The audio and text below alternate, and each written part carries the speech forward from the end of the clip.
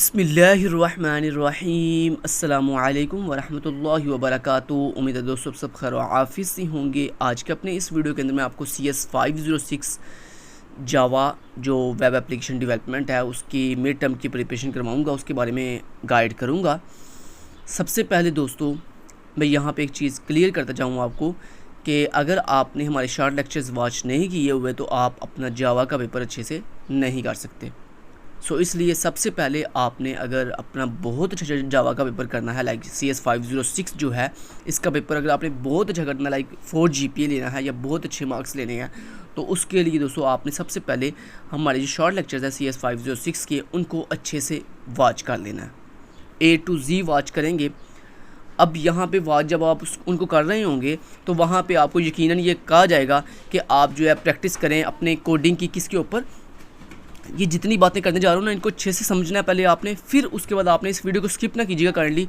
अगर आप ये चाहते हैं ना कि आपको A to Z her point की समझ आए तो फिर इस वीडियो को लास्ट तक ज़रूर देखिएगा।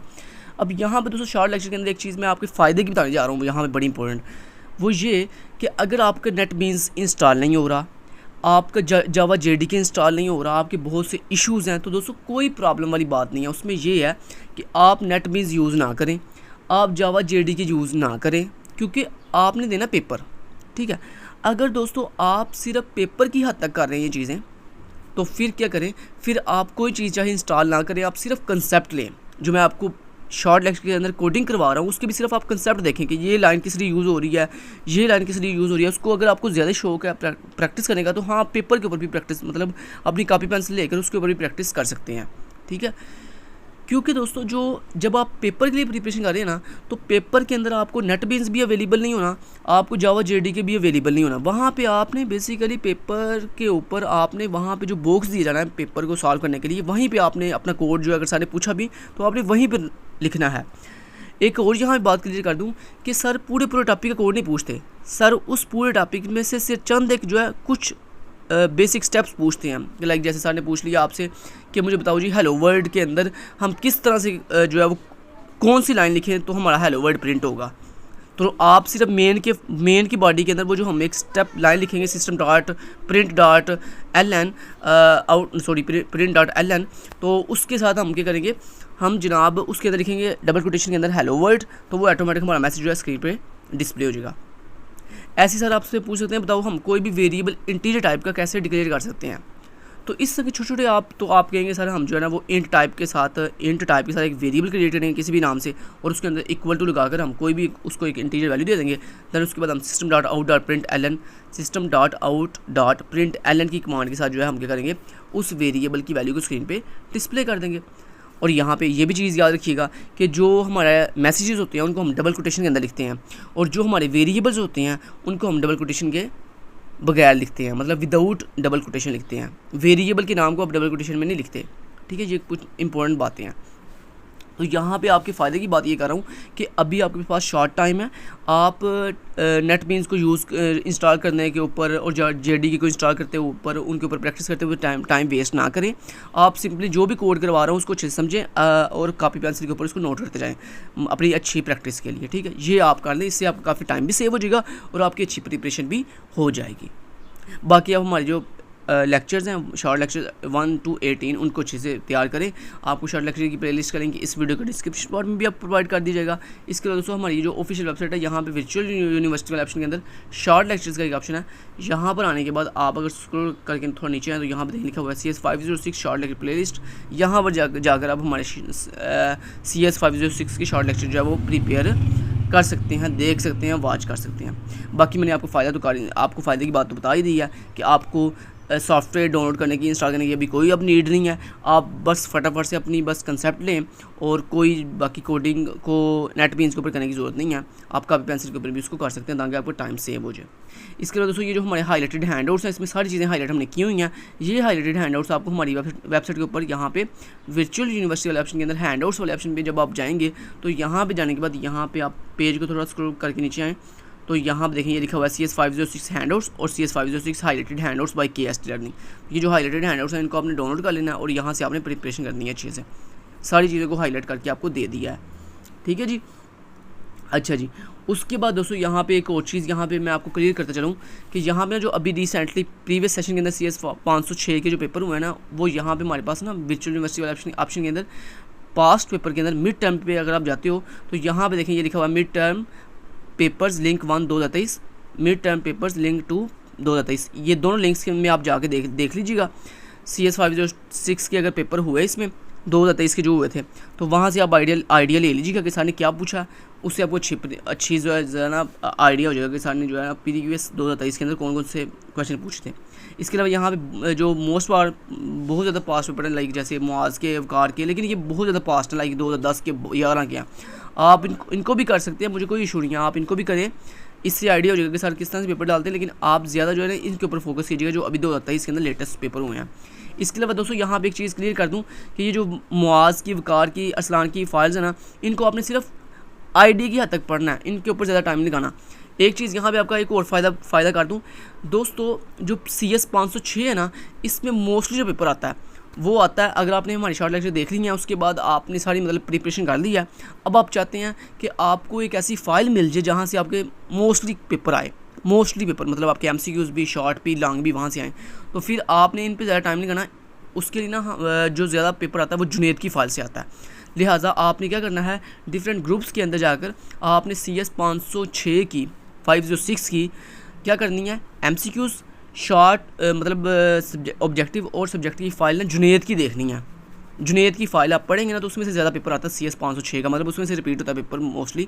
तो क्योंकि बहुत स्टूडेंट आगे बताते हैं मिड टर्म के लिए कि जनाब मिड टर्म के अंदर, फाइनल टर्म के अंदर भी कि जनाब जो पेपर आया था वो मोस्टली जुनैद की फ़ाइल से आया था, लिहाजा आपने CS 506 के लिए जुनैद की फ़ाइल कर लीजिएगा। जैसे आपको पता होगा कि CS 205 जो इन्फॉर्मेशन सिक्योरिटी सिस्टम आपका एक सब्जेक्ट है CS 205, उसके अंदर मोस्टली पेपर कासम की फ़ाइल से आता है, ठीक है। तो वो आप कासम की फ़ाइल करें तो आपका CS 205 का पेपर क्लियर हो जाता है। इसी तरह CS 506 जो सब्जेक्ट है इसका पेपर पहले तो आप हमारे शॉर्ट लेक्चर देखें, उसके बाद अच्छी प्रिपरेशन के लिए या और अच्छे आपने मार्क्स गेन करने हैं, आपके लिए आपके पास इतना टाइम नहीं है, शॉर्ट टाइम है, तो फिर दोस्तों आप जो है बजाय इनकी फ़ाइल्स करने के, मुआज की, वकार की, तो आप जुनैद की फ़ाइल करें। एक चीज़, दूसरी चीज़ ये जो अभी 2023 के आपको पेपर हुए हैं, ये लिंक दिए गए हैं, यहाँ से जाकर आप CS 506 के जो है वो देख सकते हैं टॉपिक सारे। उम्मीद करता हूँ कि यहाँ तक जितनी बातें आपको मैंने बताई हैं तो आपने सारी उनको जो है ना वो पिक कर लिया होगा, और यकीनन आप जो है वो जो बातें आपको कही हैं आप उन पे अमल करेंगे। इंशाल्लाह आप जो है ना वो अपनी शॉर्ट टाइम के अंदर अच्छी प्रिपरेशन कर लेंगे जुनैद की फ़ाइल से, हमारे शॉर्ट लेक्चर से, और सॉफ्टवेयर को डाउनलोड और इंस्टॉल करने की ज़रूरत नहीं है, आप जो है वैसे भी कॉपी के ऊपर ही प्रैक्टिस कर सकते हैं, ठीक है जी। अब बता लास्ट पे आपको थोड़ा सा हिंट दे देता हूँ कि कौन से वो चैप्टर हैं जिसमें से आपके लॉन्ग क्वेश्चन पक्के आते हैं। दोस्तों लेक्चर नंबर 1 से लेकर लेक्चर नंबर 5 तक, ये जो पहले आपके 5 लेक्चर है ना, इसमें से एक लॉन्ग क्वेश्चन पक्का पेपर में साथ डालते हैं, ठीक है। तो लिहाजा ये अब आप उन स्टूडेंट के लिए बताने लगा हूँ जो ये कहते हैं कि यार आप बताओ कि कौन से लेक्चर ज़्यादा इंपॉर्टेंट है जिसमें से हम कर लें तो हमारे कम से कम लॉन्ग क्वेश्चन भी प्रिपेयर हो जाए। MCQs और शॉर्ट वो दोस्तों का मुश्किल ही नहीं होती, वो तो आप सिंपली थ्योरी थोड़ी सी पढ़ो, मेन मतलब लाइक डेफिनेशंस, की पॉइंट्स और फार्मूलाज, और आपके जो लाइक जो एडवांटेजेस होते हैं, डिसएडवांटेजेस होते हैं, वो आप पढ़ो तो आपके MCQs भी तैयार हो जाते हैं और आपके शॉर्ट क्वेश्चन भी तैयार हो जाते हैं। बाकी मेन चीज़ होती है आपकी लॉन्ग क्वेश्चन की। तो लॉन्ग क्वेश्चन के लिए आपने लेक्चर 1 से लेकर लेक्चर 5 तक, ये जो पहले 5 लेक्चर्स हैं इनमें से एक लॉन्ग क्वेश्चन पक्का आता है, ठीक है। इसी तरह जो आपके लास्ट वाले लेक्चर है ना, लाइक लेक्चर 14 से लेकर लेक्चर 18 तक, लेक्चर 14 से लेकर लेक्चर 18 तक, इसमें से एक लॉन्ग क्वेश्चन पक्का आता है रिजल्ट सेट वाला, वो जो आपने किया था एक, याद है आपको, मैंने आपको वो करवाया था डेटाबेस के साथ कनेक्ट करके, याद है वो हमने MS Access यूज़ किया था डेटाबेस, और हमने MS Access के अंदर एक डेटाबेस बनाई थी, वहाँ पे टेबल बनाया था, उस टेबल में से हम डाटा फैच करते हैं। तो वो जो आपकी लेक्चर 14 से लेकर लेक्चर 18 तक वो जो दरमियान में प्रोग्राम आ रहे हैं ना डेटाबेस वाले, उनको आपने अच्छे से करना है। बाकी दोस्तों आपने प्रैक्टिकल के लिए लाइक मैं आपको एक चीज़ यहाँ पे ये भी क्लियर कर दूँ, अगर आपके MS Access सही से कनेक्ट नहीं हो रहा, आप टाइम वेस्ट फिर कह रहा हूँ ना करें, आप जस्ट कोड को समझें, प्रैक्टिस करने की भी ज़रूरत नहीं है। अगर आप सिर्फ पेपर के लिए कर रहे हैं तो फिर आपको ये सारे सॉफ्टवेयर डाउनलोड करने की और इनके ऊपर प्रैक्टिस करने की ज़रूरत नहीं है, फिर आप सिर्फ पेपर के हद तक कंसेप्ट लें और अल्लाह खैर चला। लेकिन अगर आप स्किल के लिए करना चाहते हैं जावा को, यहाँ पे ये भी बात क्लियर कर दूँ, अगर आप जावा को स्किल के लिए करना चाहते हैं तो फिर दोस्तों यहाँ पे एक बात आपको पहले क्लियर कर दूँ कि स्किल के अंदर जब आप एडवांस लेवल पे जाके स्किल सीखोगे या जब एडवांस लेवल पे जाके प्रोजेक्ट बनाओगे, एप्लीकेशन बनाओगे, तो वहाँ पे आपकी MS Access डेटाबेस यूज़ नहीं होती, वहाँ पे आपकी एडवांस डेटाबेसेस यूज़ होती हैं। लाइक जैसे SQL सर्वर हो गया आपका, मतलब जो सर्वर आपके एडवांस सर्वर हैं, SQL सर्वर हो गया आपका, या आपका आ गया XAMPP सर्वर आ गया, वैम्प आ गया, लैम्प आ गया, वो यूज़ होती हैं।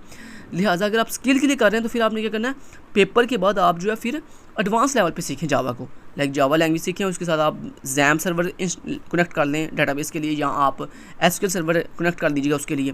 फिर आपको MS Access सीखने मतलब MS Access के अंदर डेटाबेस बनाने की ज़रूरत नहीं है। ठीक है, समझ आती है बात की? ओके जी।